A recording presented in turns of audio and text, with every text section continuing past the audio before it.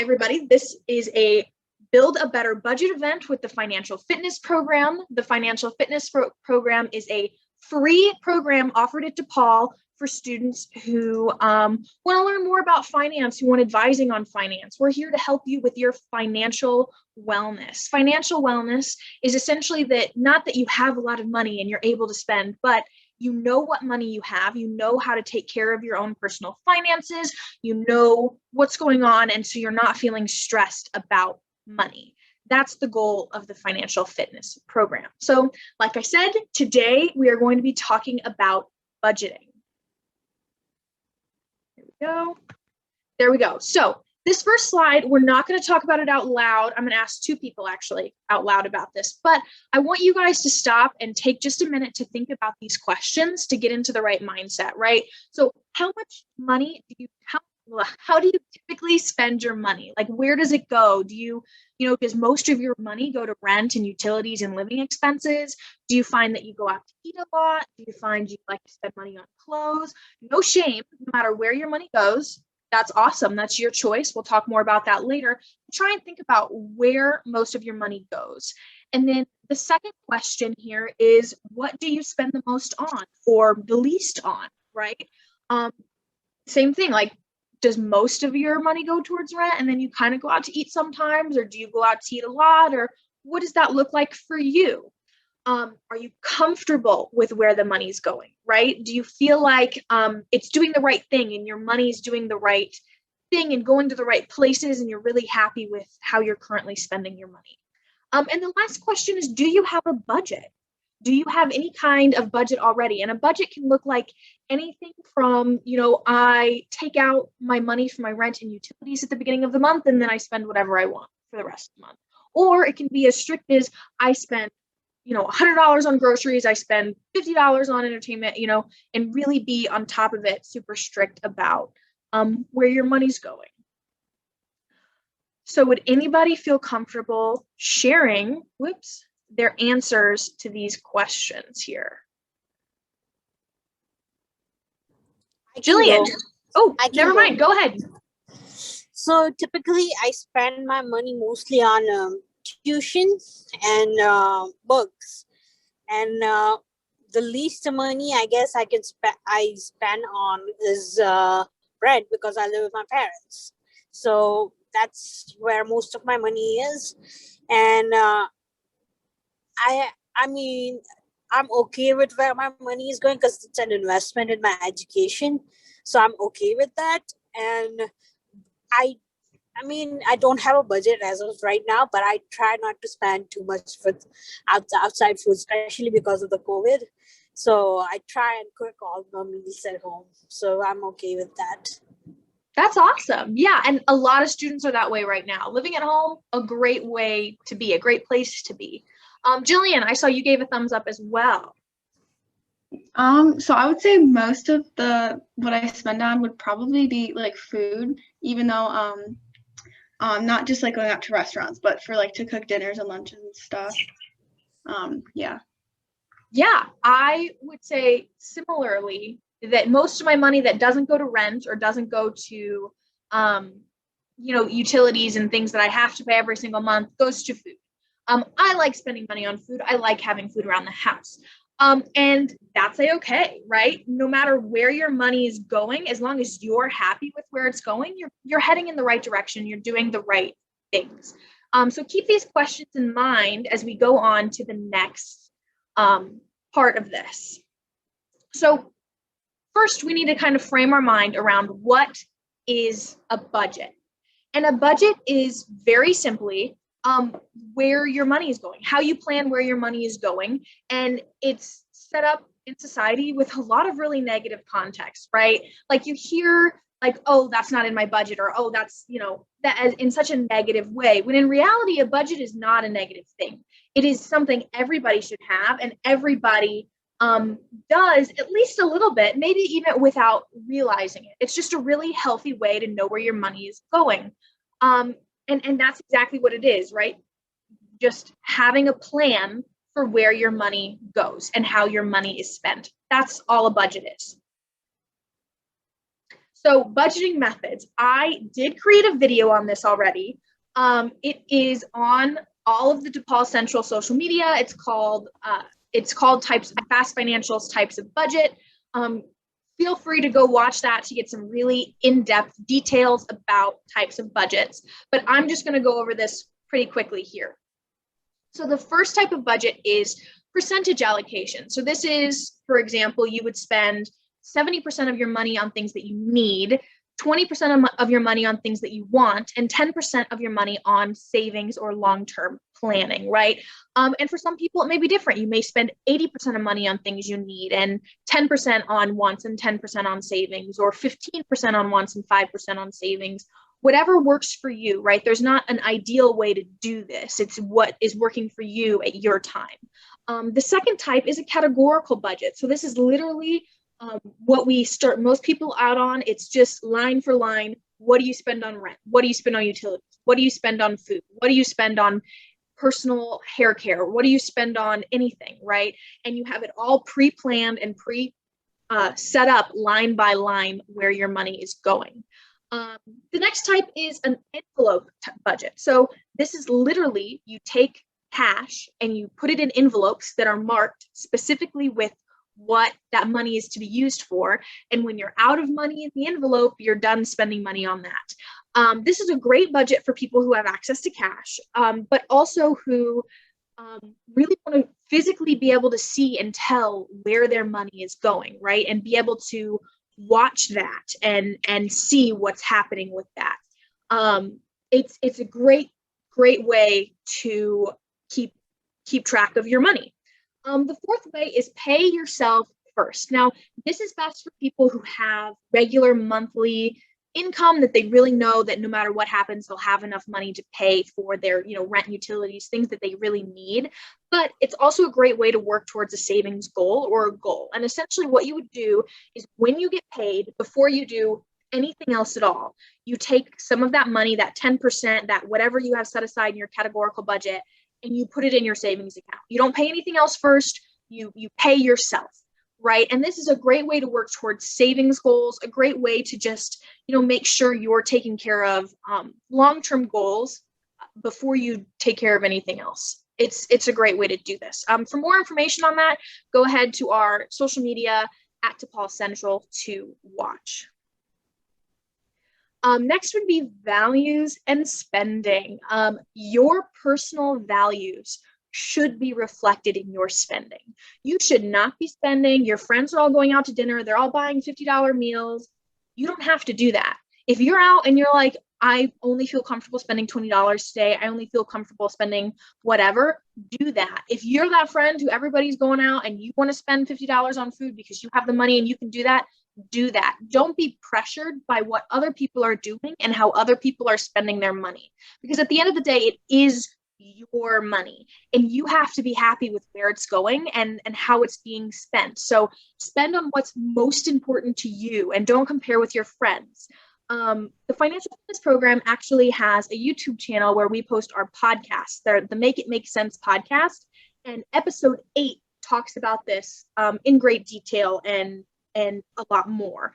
Go check that out. It's Financial Fitness on YouTube channel.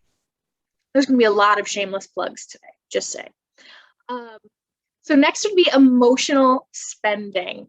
Now, this is something that I know I struggle with quite a bit. And it's not exactly what you think it is, right? When you think of emotional spending, you think of somebody, who just had their heart broken and they went and bought like 5 pints of ice cream and like all kinds of stuff and rented a bunch of movies. They're spending on things because they're emotional, but it's more than just that, right? It's when you see a commercial for pizza or something and then you're like, oh my gosh, now I really want pizza. That's emotional spending, right? That advertisement is making you try and spend more money. Or if you're having a great day, you just got a bonus at work and you're like, I want to go out to eat tonight. And then you accidentally spend all of the bonus you just got going out and partying because you got a bonus, right? That's emotional spending too. And so we have a lot of tips and tricks to help with this, right? The first one, and my favorite one as an avid online shopper, is the 48-hour rule. So essentially what you would do is you see something and you really like it and you're really into it and you're like, wow, I think I really want this jacket, or I think I really want this new whatever, online, put it in your cart, right? Put it in your Amazon cart, put it in your, Target online cart or whatever it is, and then just wait 48 hours. Because in 48 hours, a lot of the time, you're not even going to remember it's there. You're not going to remember that that's something you wanted to spend money on, and you don't really want it. But if in 48 hours, you're like, yes, I really want that shirt. I'm really into that shirt. I'm really into that lamp. I'm really into that whatever, then buy it. It's your money. You have the agency to buy it. You're allowed to do that. But just putting that little speed bump in front of where you're spending and in front of how you're spending will help a lot with keeping track of your spending and curbing emotional spending. We talk a lot about this also in our latest podcast episode with our entire new financial fitness team. It's the most recent podcast episode. Go check it out as well. Another important thing you can do is know your triggers. Know the things that's going to make you want to spend and make you want to do those things, right? Maybe you had a hard day at work, and every time you have a hard day at work, you feel like you need to go out and spend a bunch of money or do something, right? If you know that, you can help yourself work through that and understand that. There's not necessarily anything wrong with going out to dinner if you had a bad day, right? But it's when you know that you don't actually want to be doing that. It's just what you're trying to do to try and make yourself feel better, when there's other ways and other things you could be doing to do that, right? Or if whenever you're hungry, you always, and you see a commercial, you always end up buying the food. You always end up doing whatever, it says to do in the commercial. Try and keep foods in your house that you really enjoy, and take a speed bump, take a second, right? And go try, and if you're actually hungry, something in your house, apartment, wherever you're staying will sound good, right? Versus if you're just like, oh, I'm seeing this, and now because I'm seeing this, I want the food, the item, the whatever it is. The next rule is to make lists. Making shopping lists is one of the best things you can do to save yourself money, especially at the grocery store, right? Make a list, put it in order of the section of the store, put all of the fresh produce first, then the canned items, then the frozen foods, and then get out of there, right? By doing that, you're going to limit the amount you're walking up and down the aisles and just scanning and looking at things. There are people whose literal job it is to figure out how to place things in stores so that you will spend more money on it, right? So that you will want to buy things. There's somebody who's like, oh, I know if I put the ketchup here and the mustard here, instead of buying just the one, people will end up buying both, right? And so if you have a list and you really stick to that list, and you don't go up and down in the aisles, and you don't, peruse around the store, you'll end up saving a lot of money. And the other trick on that same front is to not go grocery shopping when you're hungry. You'll always end up buying more. I don't know why. I know that when I'm hungry and I go grocery shopping, somehow I left with twice the amount of stuff that I was supposed to get. It's just kind of how it happens. But that's another fun fact tip.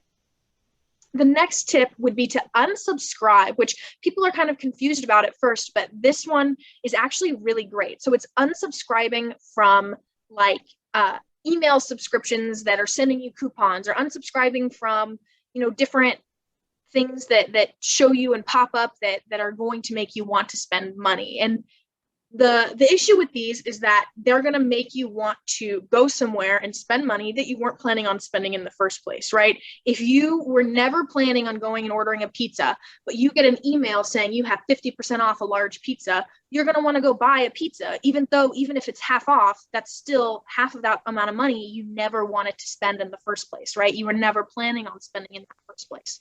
So scroll down to the bottom of those emails and click that unsubscribe button.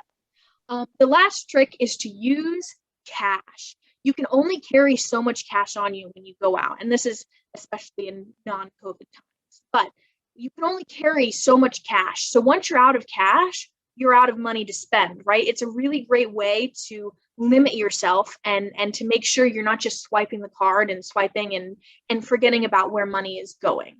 So that's the last tip on emotional spending. And like I said, we have an entire podcast episode talking about how to save money and how to avoid overspending and stuff like that. So go check that out as well. Here is that check-in point that I mentioned before. Go ahead and take a second and scan this code.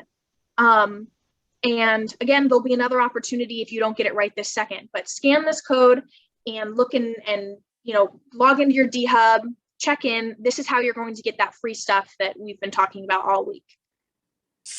I'm joining through my phone and there's no way I can scan it because I'm already on my phone. So can I be included in the check-in? Yes, here, I'm gonna take down your name and I'll manually check it after Okay, the thank event. you. Thank you.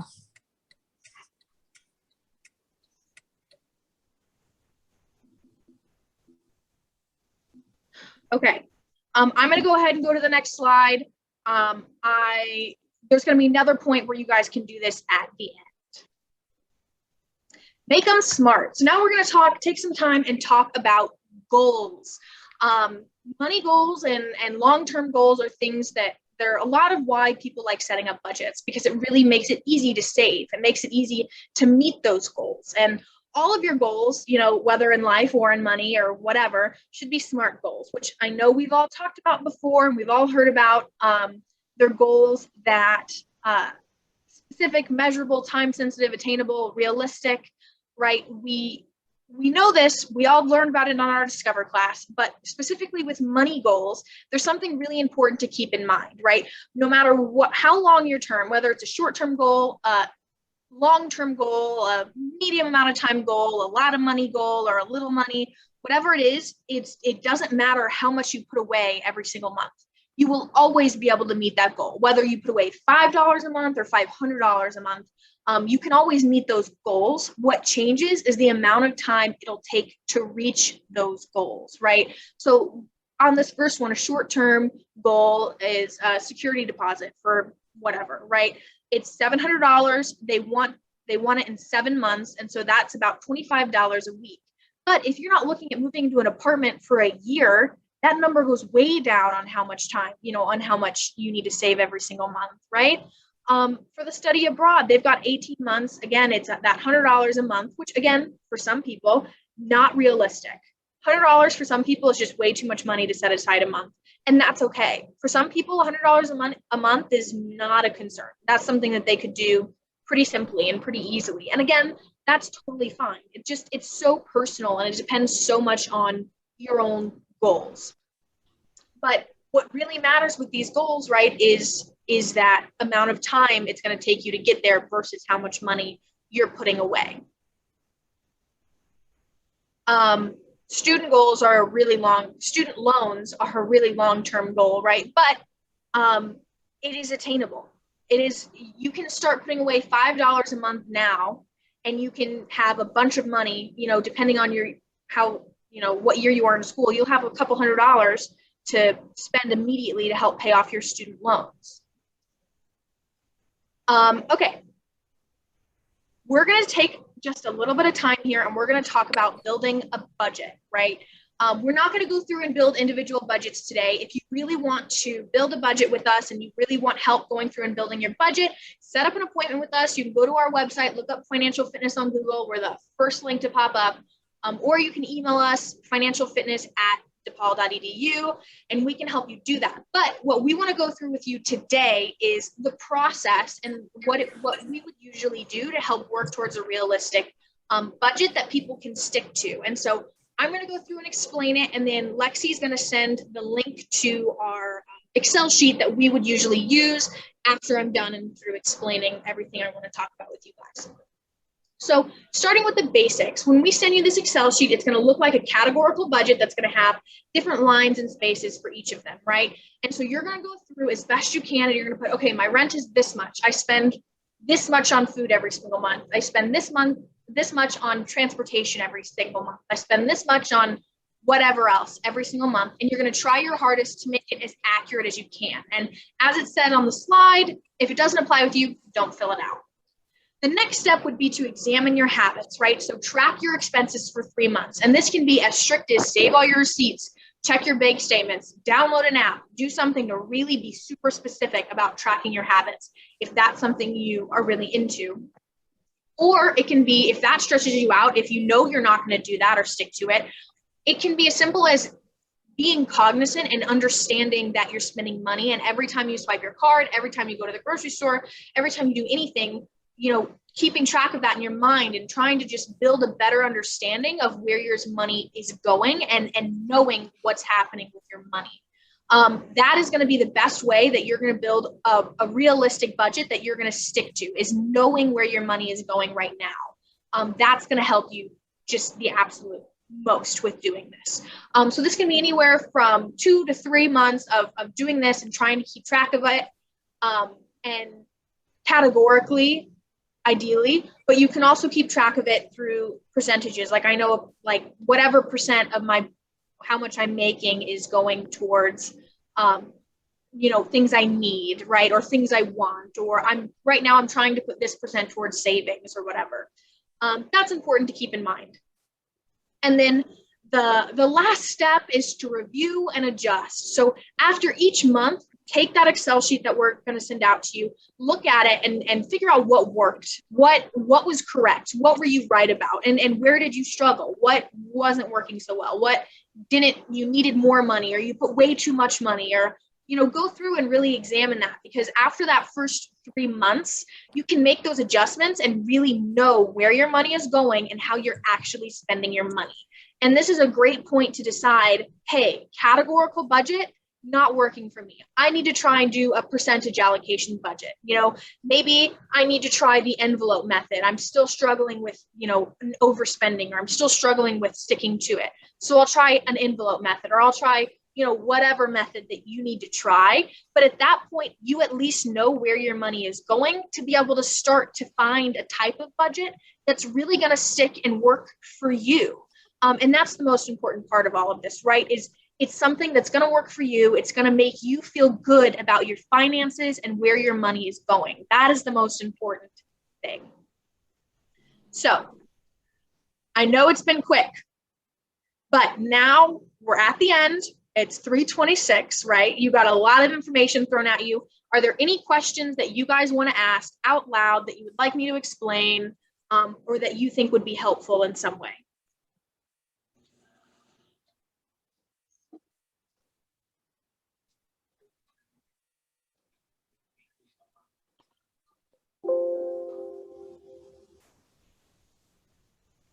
Go ahead, and if you have one, shout it out. If you don't feel comfortable shouting it out, that's fine too.